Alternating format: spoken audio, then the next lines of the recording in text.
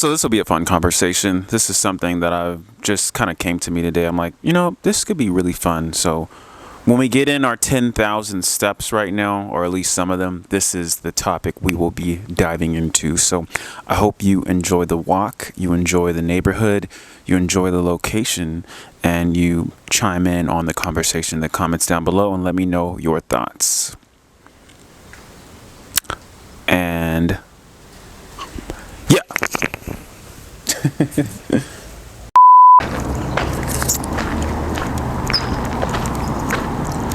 So on that topic, I think it's a really layered topic. How you doing, sir? Good, how are you? All right. Quite frankly, as a black man, I'm black fatigued of even, bringing up the topic. I'm already I'm fatigued of a lot of things, black. Just because the thing is with black fatigue, there is such a victimhood attached to a majority of black people, especially, African Americans specifically. And just to people who aren't quite, I'm gonna make a left, who aren't really sure what black fatigue is. It's essentially, actually, let me cross right here. People who are tired of black people being victims, specifically white people. One moment. Got to get the 10K steps in. Hope you guys enjoy this nice little neighborhood walk. But yeah, okay. So let's really break this down. This is a very layered conversation. So as a black man, again, I am myself tired. Look at this house. Can you see it? It's pretty. Tired of black people being victims. And I think a lot of other people are as well. It comes off very childlike. Now, I'm not dismissing things like racism, because that's definitely a real thing, of course. In fact, I've been called the N-word, walking like how you see me walk right now. So I'm not dismissing that. I'll never do that. If anyone dismisses that, that'd just be ignorant. But it's the constant victimhood, the ridiculousness of the victimhood. Like when, say for example, when a black person does something that is really just so childish and out of character, and there's plenty of examples on the internet, they go straight to being a victim, which to me is ridiculous. And so I could see why white people are tired of that, or really anybody's tired of that, because I'm tired of that. Even now as I speak, I can assure you that there will be a segment of black people that will say, oh, he doesn't want to be black, or he's whitewashed, this, that, and the third. And believe me, I can honestly care less. Like, my hair is locked.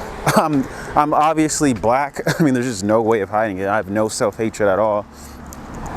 I am someone who understands, I guess you could say, understands, and who is also tired of the victim mindset as well. But I mean, honestly, aside from, black people being victims or African Americans being victim, we're in a generation where you can get paid to be a victim, right? Like,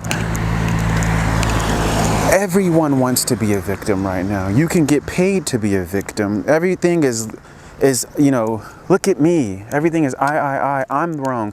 Everyone is competing to be a victim. I never thought that I would live to a point to where people go out of their way to be victims. That's insane to me. People go out of their way to be victims. You should not want to be the victim, right? You shouldn't want to be the victim. You should want to avoid being the victim. I wonder how many times I'm going to say the word victim by the end of this video. But yeah, so that's black fatigue, really in a nutshell. This conversation really started to pick up over TikTok, what I noticed. A lot of creators coming out, speaking their mind. I think it was a white woman who brought this up. I'm not really sure, but the conversation just kind of really, took its roll from there, and everyone started talking about it. And I agree, man. I can't tell you enough. There's so much foolishness I see within the black community. I could say this because I'm black and I guess I'm part of the black community. Like, I recently seen there was a lot of these black students that recently graduated, and they all just started twerking. This was like a viral video. I don't know if you guys have seen this or not, but just to give you some insight, a bunch of black, forgive me, my camera just shut off. I think I ran out of memory for the moment. But what I was saying was, I don't know if you guys heard or not, was these group of black students were celebrating their graduation, and they wanted to twerk. And this was a viral video, and I thought it was just really ridiculous. It looked really ridiculous, you guys. And stuff like that, you know. It's like, you know, I don't know who's raising these kids. Oftentimes, unfortunately, it's single moms. It's black single moms. And I just, this level of victimhood and ridiculousness is something I like to separate myself from. Not saying I'm trying to separate myself from being black, but separate myself from foolishness, you know?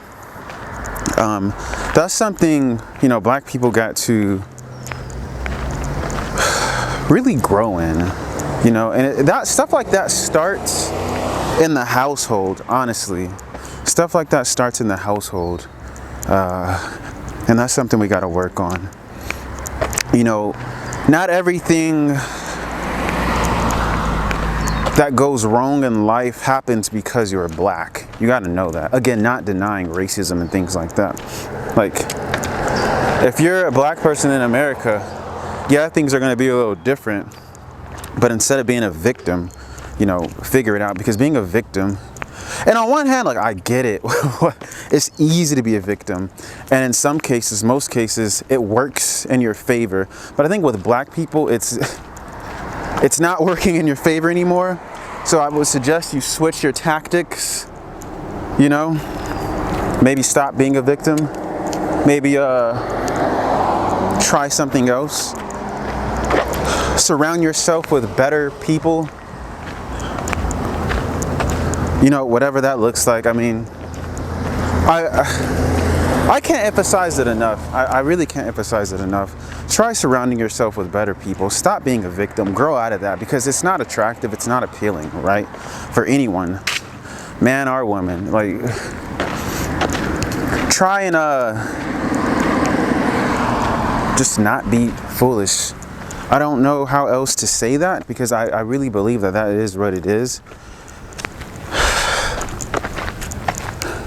Yeah, and again, I'm black fatigued as well.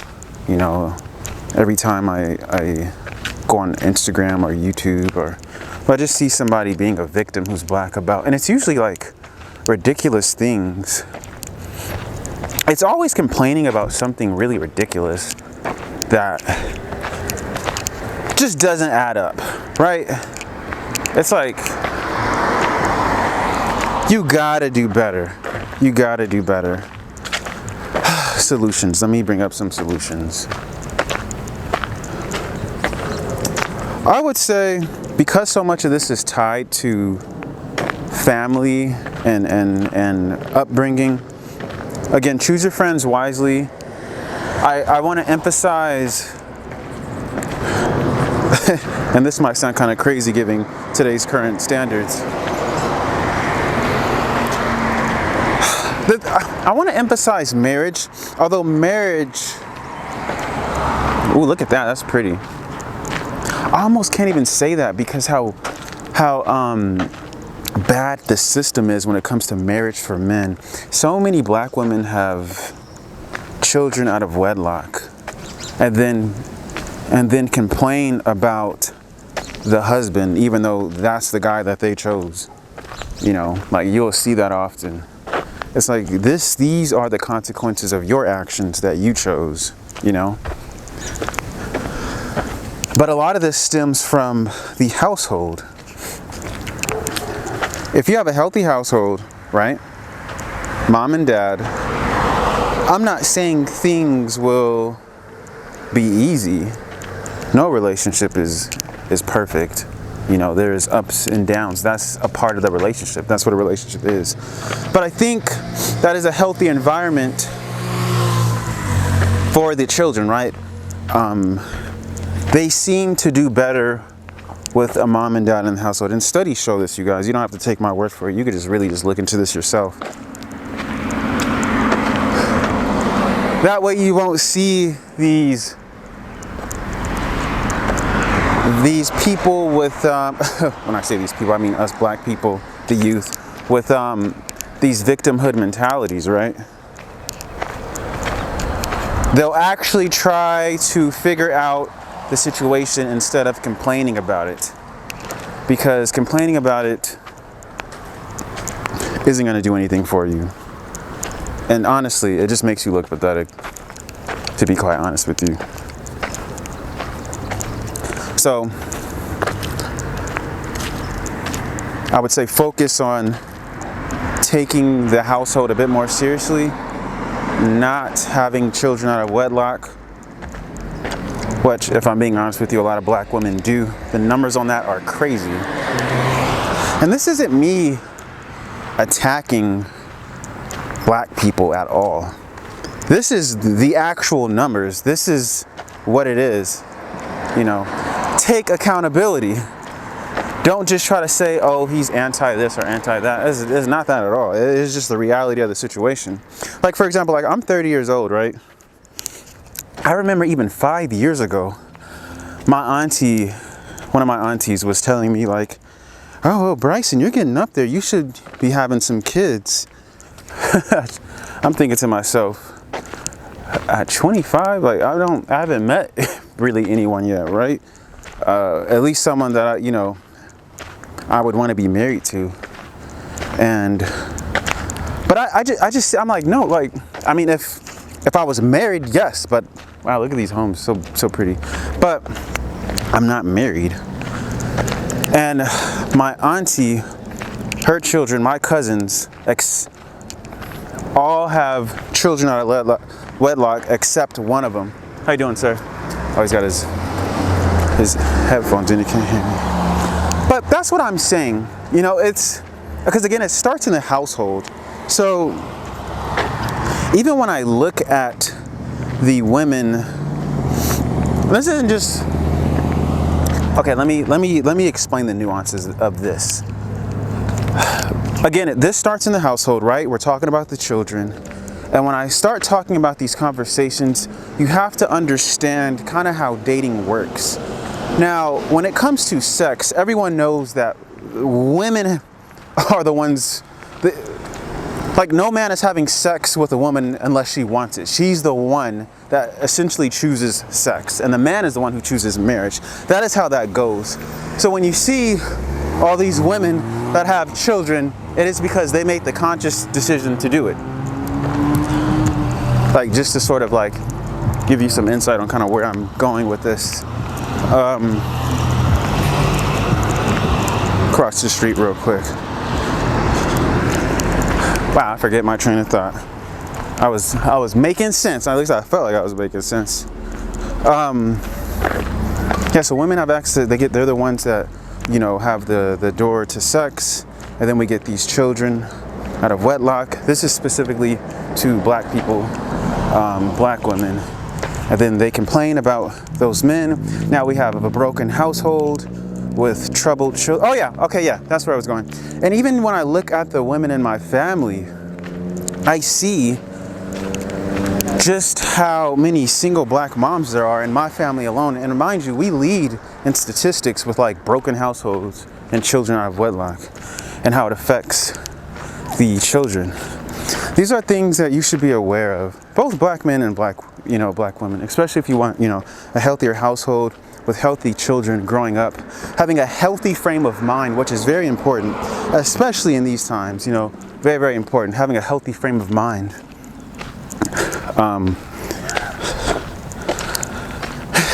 And so, yeah, those would sort of be my solutions to the problem, because I think so much of this, I mean, like if somebody's to change someone's mentality, they have to figure that out themselves. You can tell someone something over and over again, but if they don't want change themselves, it's not going to click, right? And there is a lot of black people who play the victimhood game, right? Who play victim. And so my advice would be to protect your womb. And for the guys, don't have, you know, just don't have children until you're married. And actually focus on sticking with your partner too. Now, this is also important. Focus on staying with your partner. I think, you know, when it comes to relationships today, especially within the women, they have this idea that you're supposed to constantly be happy in a relationship. Like this just fantasy idea of constantly being happy, which isn't real. Life is full of ups and downs, you know, because a lot of these women think, especially because of social media, especially within the black community. Listen, I've dated a lot of black women. I've dated a lot of attractive women, just being honest with you. And they have this idea that when they're with you, if something's wrong, like they think, I just need a new man. Like they jump to that, I just need a new man to make me happy, because they're not happy themselves. This is what you'll see oftentimes with a lot of the black women, the younger black women, which to me is insane. You know, that's, and a lot of them come from single parent households too. I don't think I've dated a black woman that didn't come from a single parent household, if I'm being completely honest. And this really shows in the mentality of them. And I don't want to sound like I'm just bashing black women, I'm not, but I'm really like, I'm bringing up the reality of the situation. Now, and the reason why I'm going in on you guys though is because you guys are the ones that hold the door open for sex. No guy is sleeping with you that you aren't allowing, right? And the ones that, you know, obviously that take advantage of you, I mean, that's just, I mean, you know what that is, and they, you know, prison.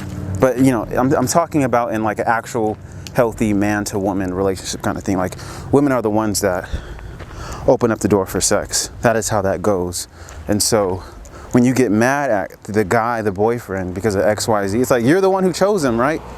Out of your own grown adult conscious mind.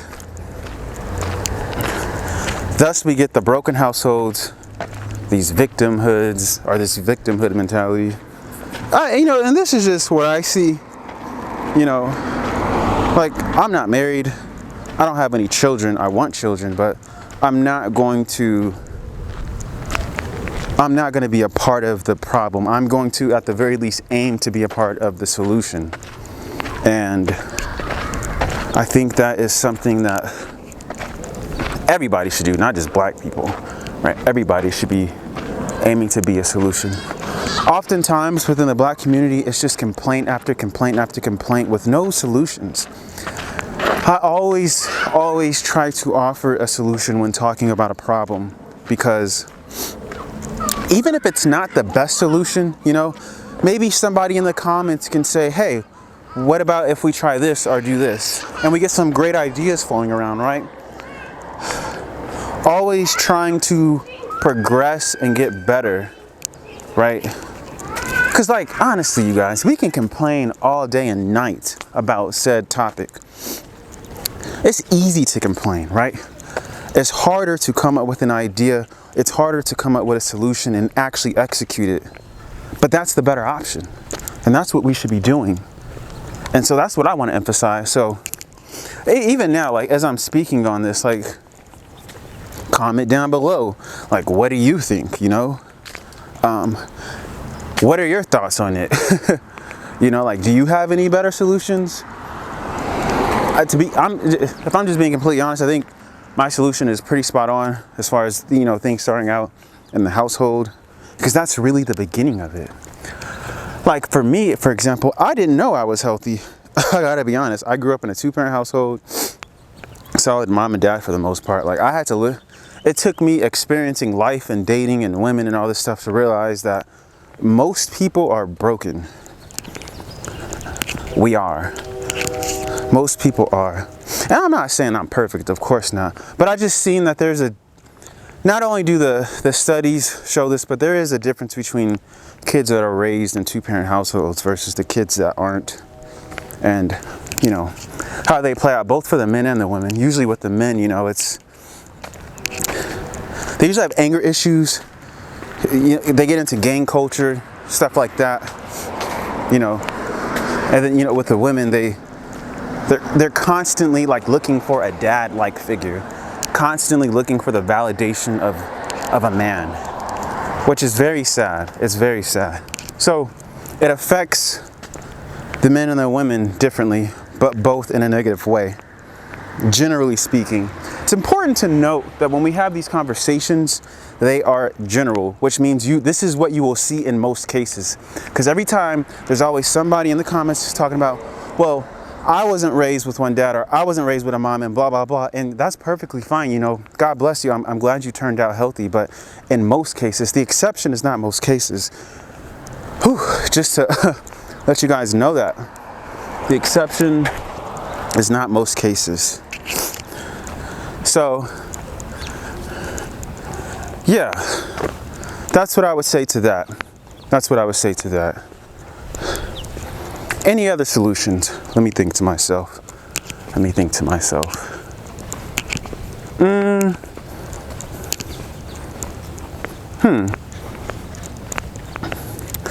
I would say for example, okay, if you're someone, let's say you're someone who's listening to the sound of my voice right now, right?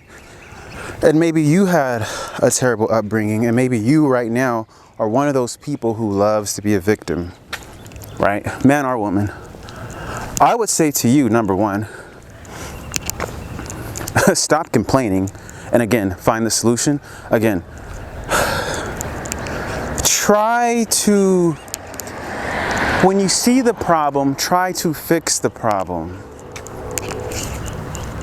Right? That is like